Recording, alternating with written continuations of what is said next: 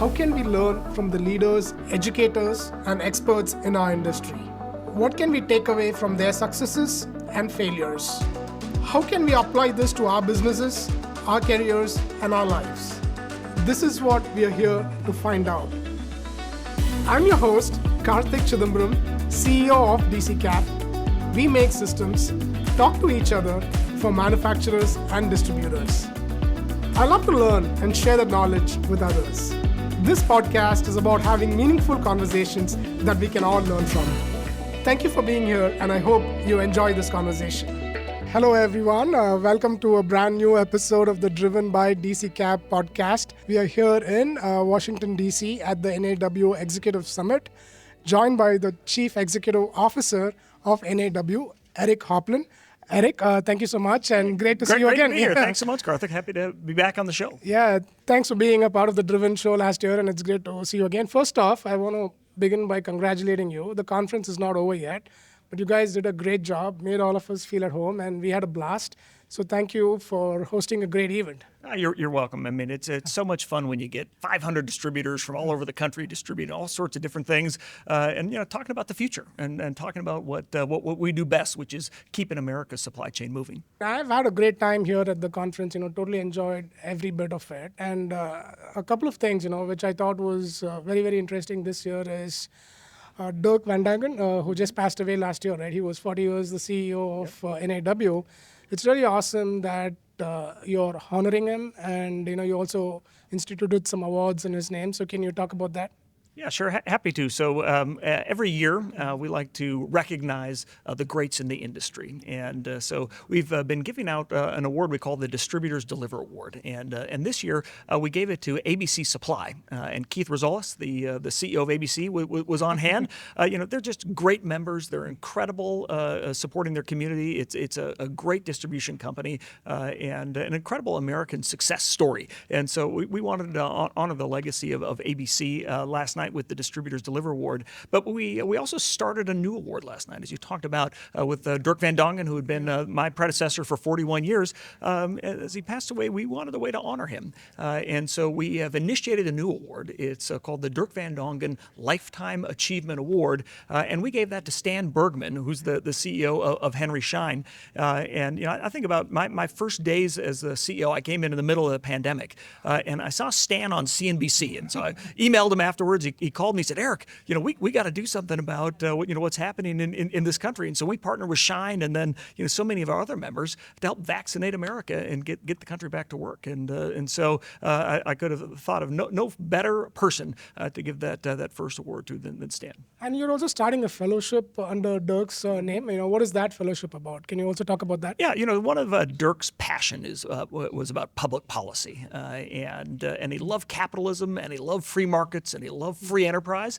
And so, there's a lot of debate that happens in Washington every year about issues around that. And so the debates are won by people who come armed with facts and armed with great arguments. And so what the Dirk Van Dangen Fellowship is going to allow us to do is we're going to do research every year about key public policy issues that'll support the agenda of the industry, so we can be marching up on a Capitol Hill with confidence, talking about the facts about how these policies will impact our industry positively or negatively. And so by endowing this fellowship, members are contributing to the fellowship, so that way we'll be able to have some funds every single year to continue to do research annually in Dirk's name.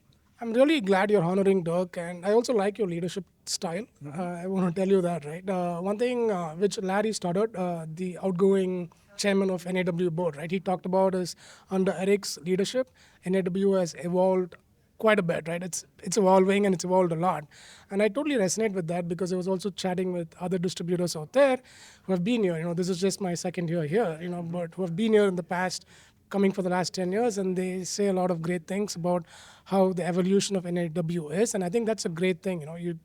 You take the best from the past, yep, and then you move forward, right? So yeah, we're standing on Dirk's shoulders. I mean, he built an incredible association, and if we had to start from scratch, we'd be nowhere near what we're doing now. But one of the ways that we measure impact for our members is we look at the number of hours we engage through our programs with our members every year.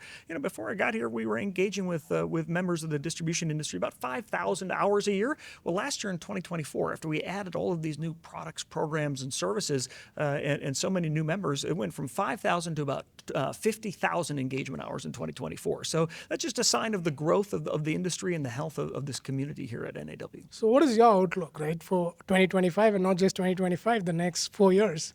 Well, I'm bullish for a number of reasons. We acquired MDM last year, and MDM does great economic work. We partner with the University of Colorado and some other data scientists to really crunch the numbers. What's happening in distribution? What are the trends? Where are things headed?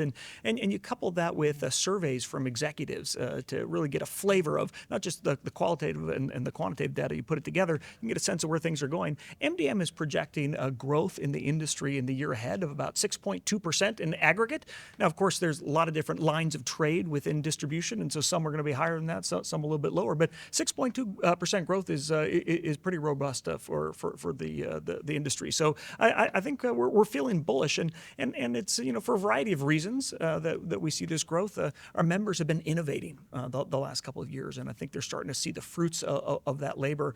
And beyond that, I think as you probably had in your conversation with Brian, they're feeling that there's going to be a bit of tailwind at their back with maybe Washington making it just a little bit easier to do business in America. Yeah, I love the MDM content, by the way, right? So anytime I get an email having MDM on it, I make it a point to read because I kind of believe that there's a lot of research that goes into it.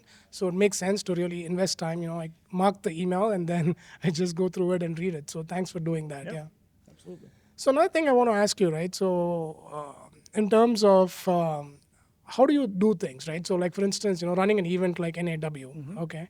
So again, you have a great team, you put together a great event, which is awesome, right? But I understand that part of it, right? Because, there are a lot of moving pieces and you get that, right? But how do you prepare for an event like this personally, right? On your end, right? How do I do it? How do you do it, right? Well, I don't think there's any too much magic to that. But you use the important word is team. I've got about 50 people that make all this magic happen, and people that are that know the members really well and what they're going to care about. People who are content experts about what are the trends in the industry we got to talk about.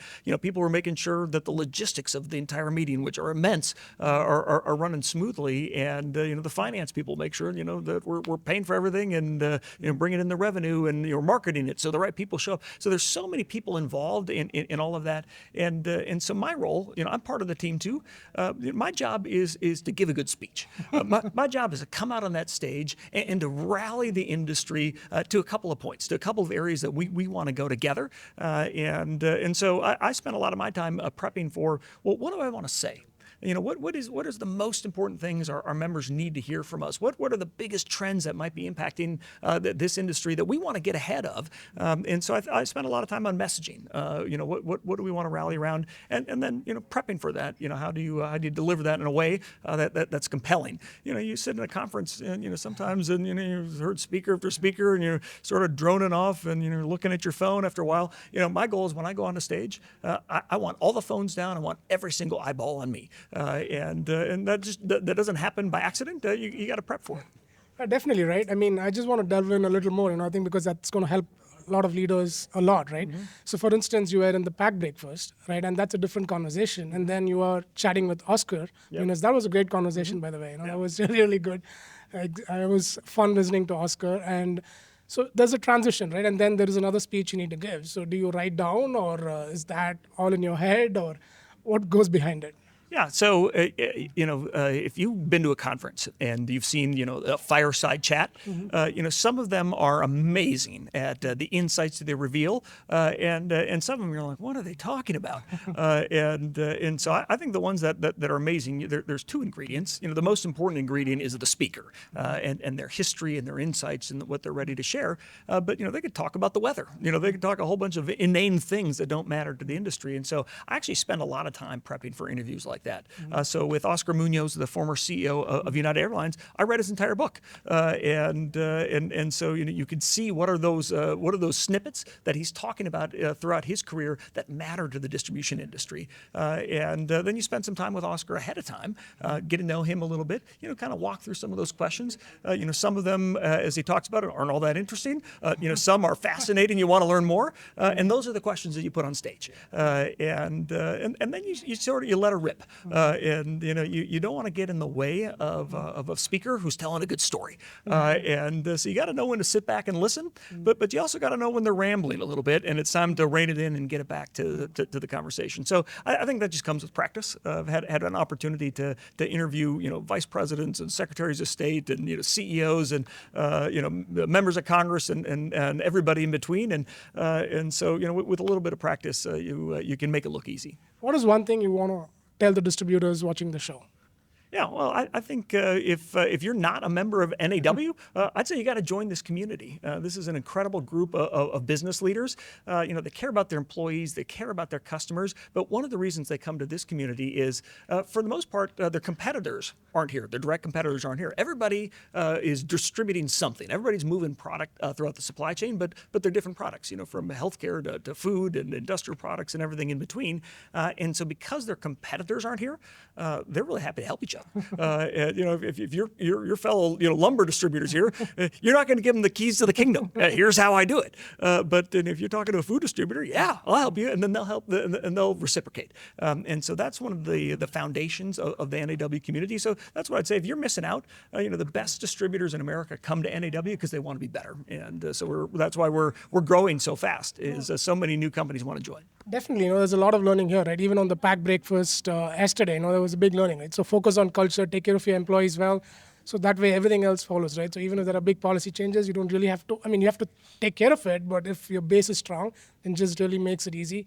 So we all know this, but when you hear it again on stage, it really gets in more, right? Yep, absolutely. Last time, I remember, when we were chatting, you were reading a book on Churchill. Uh-huh. So what are you reading right now?